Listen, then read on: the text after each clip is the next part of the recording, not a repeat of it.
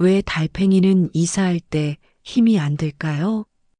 그 엉뚱한 농담 한마디에 제 심장도 같이 이사를 시작했죠. 사실 그날은 그냥 좀 심심해서 나간 거였어요. 문화센터 유머 교실? 이 나이에 무슨 유머냐고요? 그냥요. 웃고 싶었거든요. 혼자 있는 시간이 길어지다 보면 가끔 이유 없이 웃고 싶을 때가 있어요. 근데 거기서 그 사람을 처음 봤어요. 정혜수 씨, 구석 자리에 조용히 앉아 있는데 묘하게 눈에 자꾸 들어오더라고요. 어깨도 넓고 키도 크고 멀끔한데 어쩐지 어설퍼 보였어요.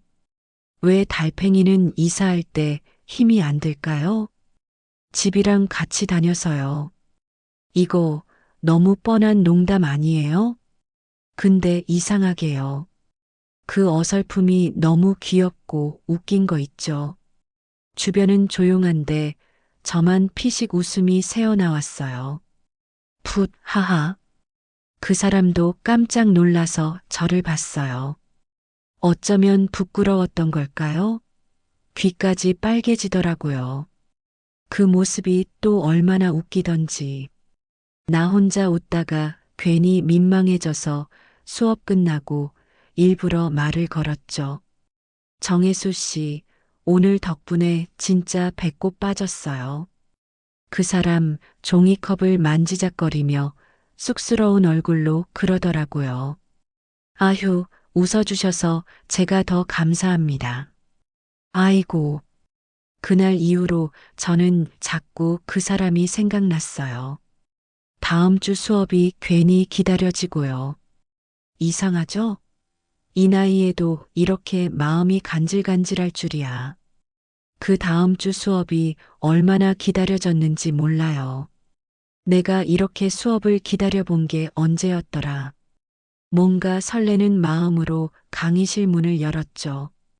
다행히 그 사람 정혜수 씨는 똑같은 자리에 앉아 있었어요. 나도 모르게 마음이 놓이더라고요. 그날도 역시나 그 사람 차례가 돌아왔어요. 이번엔 이러더라고요. 시계가 배고프면 어떻게 될까요? 똑딱똑딱 과자를 먹어요. 아휴, 또 이게 뭐라고요? 이게 웃긴 건지 아닌 건지 모르겠는데. 저는 또 피식 웃음이 나왔어요. 근데 이번엔 좀 더 소리나게 웃었나 봐요. 그 사람이 또 저를 슬쩍 보더니 눈빛이 살짝 흔들리더라고요. 저도 순간 눈을 피했죠. 괜히 민망해서.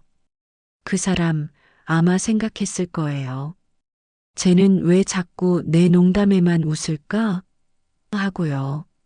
사실 저도 모르겠어요. 그냥 그 사람 개그엔 묘한 온기가 있거든요. 어설픈데 진심이고 좀 유치한데 따뜻하고 그게 저를 웃게 만들더라고요. 수업이 끝났는데 이번엔 그냥 가기가 싫었어요. 그래서 또 용기 내서 다가갔죠. 정혜수 씨, 혹시 다음 주에도 나오시죠? 그 사람이 깜짝 놀라더라고요. 아, 예. 그럼요. 다행이네요. 저 수업 들으러 오는 재미가 점점 늘어나서요. 그 사람 얼굴 그날따라 더 빨개졌어요. 그 모습이 또 얼마나 귀엽던지. 저요, 그날 이후로 확신했어요.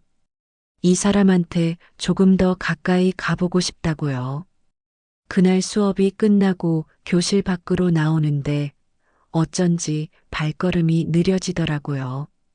혹시라도 그 사람이 먼저 말을 걸어주진 않을까? 근데 역시나 그 사람은 조심스럽게 내 눈치만 보고 있더라고요. 그래서 또 제가 먼저 용기 내서 말을 꺼냈죠. 정혜수 씨, 저기, 혹시 시간 되시면 커피 한 잔 하실래요? 순간 그 사람 눈이 동그래졌어요. 마치 학생 때 고백이라도 받은 사람처럼요. 그러더니 허둥지둥 대답하더라고요. 아, 예. 그럼요. 저야 감사하죠. 근처에 새로 생긴 브런치 카페가 있었어요. 이 나이에 브런치라니 좀 쑥스럽긴 했지만 왠지 색다르고 좋더라고요. 라떼에 크로플, 바닐라, 아이스크림까지 올려서 나왔는데요. 이런 거 드셔보신 적 있으세요? 그 사람은 멋쩍게 웃으며 고개를 저었어요. 처음이에요. 보기만 해도 기분 좋아지네요. 이 말에 저도 웃음이 났어요. 커피잔을 사이에 두고 처음으로 긴 대화를 나눴어요. 그 사람은 은퇴한 버스 기사였대요. 늘 사람을 태우고 다녔지만 정작 자기 이야기는 할 기회가 별로 없었다고요. 그리고 어릴 땐 개그맨이 꿈이었다네요. 어릴 땐 무대에 서보고 싶었는데 현실이 좀 웃기더라고요. 이 말이 괜히 마음을 찡하게 하더라고요. 저는요, 그 사람이 이렇게 자기 이야기를 꺼내준 것만으로도 감사했어요. 뭔가 나한테 마음을 열어준 느낌이랄까요? 그리고 이상하게 이런 생각이 들었어요. 아, 이 사람. 마음 따뜻한 사람이구나. 그날 이후로요, 커피보다 그 사람이 더 자주 생각나더라고요. 참 신기하죠. 이 나이에 누군가가 자꾸 마음에 스며든다는 게요. 사실 그 사람과 점점 가까워지면서 우리의 일상도 조금씩 달라졌어요. 이번 주말엔 뭐 하세요? 그 사람이 조심스레 물었죠. 아직 특별한 계획은 없는데요. 그럼 전시회 보러 가실래요? 요즘 현대미술관에서 재밌는 전시한다던데요. 아니, 이런 데이트를 해본 게 도대체 얼마만인지 모르겠어요. 처음엔 좀 쑥스러웠지만 막상 가보니까 참 좋더라고요. 그 사람은 그림 앞에서 혼잣말처럼 중얼거렸어요. 저건 뭐가 뭔지 모르겠는데 문서영 씨는 감상 잘하시네요. 저도 웃으며 맞장구 쳤죠.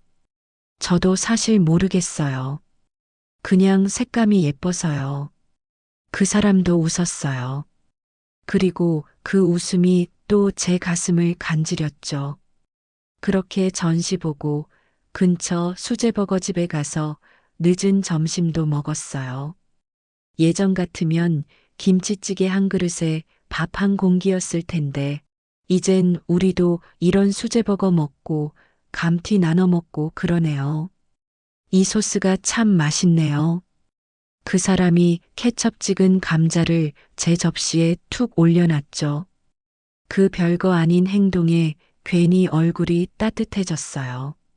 그 뒤로는요, 동네에 새로 생긴 북카페도 가고, 라멘집에서 면발 후루룩 소리 내며 먹기도 하고, 서로 취향도 알아가고, 좋아하는 것도 하나씩 발견해 갔어요.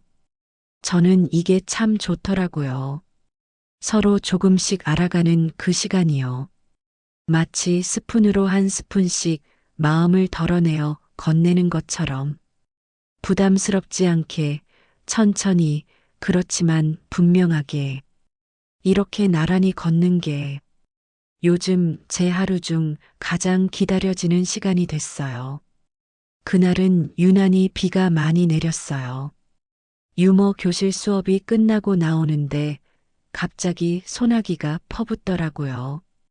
저 혼자 우산을 챙겨왔길래 얼떨결에 말을 꺼냈죠. 혜수 씨, 같이 쓰실래요? 저 혼자 쓰긴 넉넉하니까요. 그 사람이 머뭇거리다 우산 속으로 들어왔어요. 근데 아시죠? 이 좁은 우산 안에서 나란히 걷는 그 어색한 공기. 가깝지도 멀지도 않은 그 미묘한 거리감이요. 비에 젖은 공기 때문인지 숨소리마저 또렷하게 들리더라고요. 잠깐 걷다가 그 사람 손등이 제 손에 스쳤어요. 아무것도 아닌 스침인데 그 순간 심장이 덜컥 내려앉는 줄 알았어요. 이런 느낌 정말 오래간만이었거든요. 그 사람도 깜짝 놀랐는지 어색하게 웃으며 말했어요.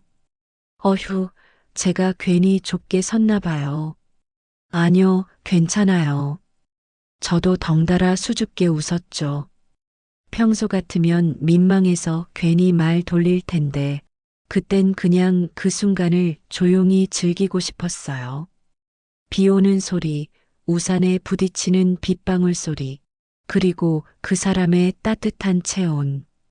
그게 그날 제 하루를 꽉 채워줬어요.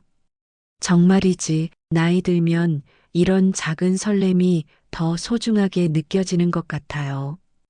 요즘 혜수 씨가 뭔가 고민하는 것 같았어요. 말을 꺼내려다 말고, 입술을 달싹거리다 입꼬리만 올리고, 눈치 없는 척 못 본 척 했지만, 저도 괜히 심장이 두근거리더라고요. 그날은 발표회 연습을 핑계로 카페에서 만났어요. 요즘 젊은 사람들이 간다는 디저트 카페였는데요. 크로플 위에 바닐라, 아이스크림까지 올려서 나오더라고요. 이거 오늘은 특별히 도전해 봅니다. 그 사람이 젓가락질 대신 포크를 어색하게 집으며 웃었어요. 그 모습이 또 얼마나 귀엽던지요. 한참 농담 연습을 하다가 그 사람이 문득 진지해졌어요.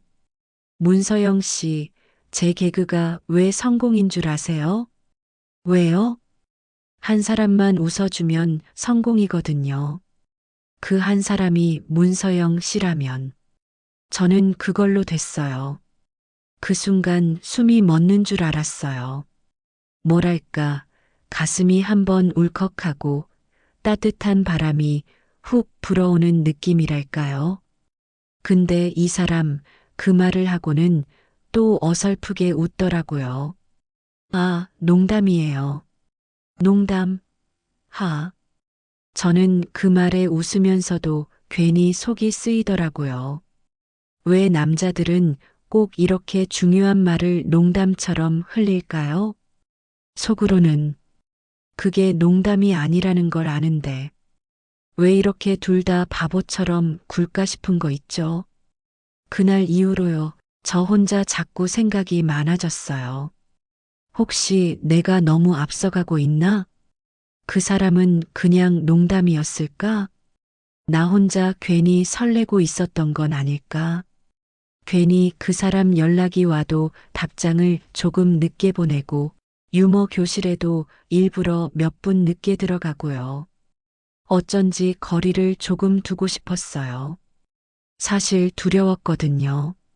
내 마음이 더 깊어져서 상처받을까봐. 그 사람도 그걸 느꼈는지 예전처럼 먼저 말을 걸어오진 않았어요.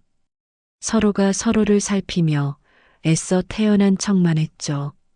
수업이 끝나고 나갈 때 그 사람이 잠깐 제 옷깃을 살짝 잡았어요.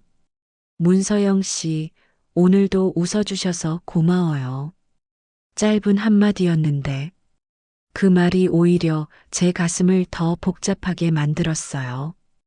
왜 이렇게 좋은 사람을 두고 내가 괜히 뒷걸음질 치고 있을까? 집에 돌아와선 괜히 핸드폰만 들여다봤어요. 메시지 하나 보내볼까 하다가도 결국 다시 화면을 꺼버리고요. 참 웃기죠.